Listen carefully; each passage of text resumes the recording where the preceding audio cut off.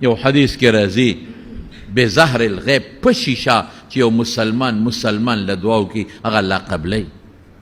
مونږ پکې بخل کوو. زه خو الحمدلله بخل نه کوم. زه خو خپلو مقتدیانو ته شاګردانو ته د جمعې مقتدیان دوستان په دعاګانو کې یادوم. ولې یادوم؟ د پیغمبر مبارک وینا ده او حضور پاک فرمایي چې د یو مسلمان رور بل مسلمان له بظهر الغیب په شیشه الله دعا قبلی. دویم که قبوله شي نو خیر دی که نه. ما نه پیسې ځي او زه پکې یو لالچ ویم دی. لالچ مې دا دی کومه دعا چې د بل مسلمان له وکړه اقه دعا به ستا دپاره م الله قبوله کړي. نو ولې نه کوې؟ بل مسلمان له دعا غوښتل. ځینې خلک یې عمرې له ځي. ما پخپله اورېدلي یقین په خدای که د حاجیانو نه مې په خپله یو وجې نه مې اورېدلي دي. وایي چې زه راتلم پلان کې راته وایي چې ما ته به ده وکړې خصوصي به راته وکړې چې دا خصوصي پکې لاسته وایي سپیشل به وکړې چې دا سپیشل هلکه وایي 10 لکه روپۍ زه لګوم دواګانې تا لګوم. دا مې اورېدلي دي.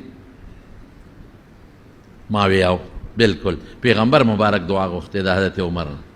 تا نه یو سړي دعا غوښته خو در باندې امید دی چې پاک ځای کې تا نه پیسې لګي. تا نه نورې 10 لکه خو نه دی خواس هم تللی دي. خو مې رورې تا نه دعا وغوښته او تا غله وکړه چې کومه دعا تا غله کړې خدای به یې قبوله کړي. دې کې اخلاص ریا پکې نه په شیشه ده او حقه دعا به ستا دپاره خدای قبوله کړي. دې کې ولې بخل کوې؟ د ماشوم نه دعا وغواړه. ماشوم معصوم ورته وایي د ګناه نه پاک دی. نیک سړي نه دعا ولې غواړې؟ ګناه یې نشته یا کمه ده او یا کې کړې ده دومره نیکي کوي چې هغې سره ګناهونه ختمېږي.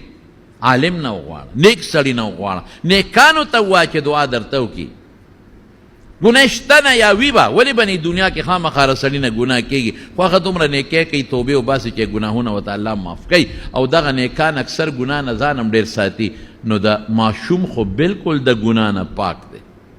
معصوم ورته وایي اړو ګناه پې نشته د ګناه نه بالکل پاک دی. د ماشوم په سر لاس راکاږه د خولې نه دعا وباسه. ماشومانو ته دعا وښایه چې د دعا وکړي د اخلاص نه هغه خدای قبلی.